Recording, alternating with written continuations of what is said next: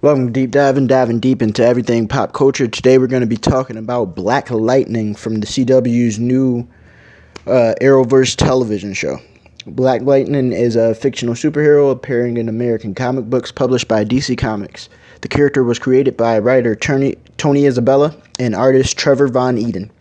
First appearing in Black Lightning number 1, April 1977 during the Bronze Age of comic books.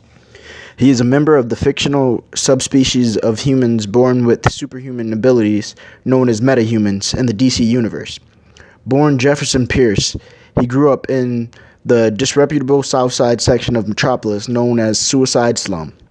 Returning to his hometown after an extended leave due to tragedy, Pierce becomes a principal at Garfield High School. Having suppressed his abilities since adolescence, he adopts his new alias and persona to combat the criminals and corrupt leadership in the area while protecting his loved ones from harm. He's capable of electrical manipulation and generation. Black Lightning is DC Comics' first African-American superhero and the first to star in their own series for the DC imprint. Tony Isabella, an experienced writer, having done work for the Luke Cage character at Marvel Comics, was signed on to develop DC's first starring black character. He pitched the idea of Black Lightning, and it was developed through only 11 issues were published in the first series due to the 1978 DC implosion. However, the character continued to make appearances in other titles over the years, including a Justice League of America storyline in which Pierce is offered but turns down a position with the group. He does later become one of the founding members of the Batman-helmed Outsider superhero team. A gold medal-winning Olympic decathlete, Jefferson Pierce returned to his old neighborhood in the Southside Suicide Slum section of the city of Metropolis, with his wife Lynn Stewart and his daughter Anissa, to become the principal of Garfield High School. Southside, as it was once known, was where his father, renowned journalist Alvin Pierce, had been murdered.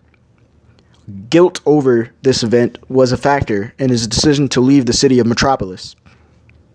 Suicide Slum was being torn apart by a local organized crime gang called the 100. Shady corporations and crooked local politicians like Tobias Whale. A family friend and tailor, Peter Gamby, had taught a much younger Jefferson how to suppress his inborn metahuman abilities so that he would not accidentally hurt any of the people he cared about. Upon his return, Gamby suggested to Jefferson that he should use his powers to help the neighborhood and refers him to a plaque with the paraphrased Milo Sweetman quote, "Justice, like lightning, should ever appear to some men hope, to other men fear." Appalled by the public murder of Earl Clifford, one of his most promising students, Pierce tried to intervene on behalf of the school children, but quickly learned that the 100 objected violently to any interference. Pierce adopts the costumed identity Black Lightning. Years later, he would tell fellow African-American superhero Mr. Terrific that he chose the name Black Lightning because he was the only one of us around, and he wanted to make sure everyone knew who they were dealing with. Pierce has two daughters with his former wife, who are also metahumans. His eldest daughter, Anissa, known as Thunder, can increase her physique, rendering her almost indestructible, and create shockwaves by stomping the ground. Pierce's younger child, Jennifer, also a superhero known as Lightning, has powers almost identical to her father, though she is still inexperienced and not in full control of them. A common misconception is that Pierce is the father of fellow superhero Static, who debuted much later and possesses similar abilities.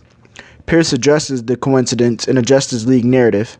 Along with his presence in comics, Black Lightning has made various appearances in DC-related animated television series, video games, and comic strips. The character is being portrayed in live action for the first time by Cress Williams for the self-titled television series.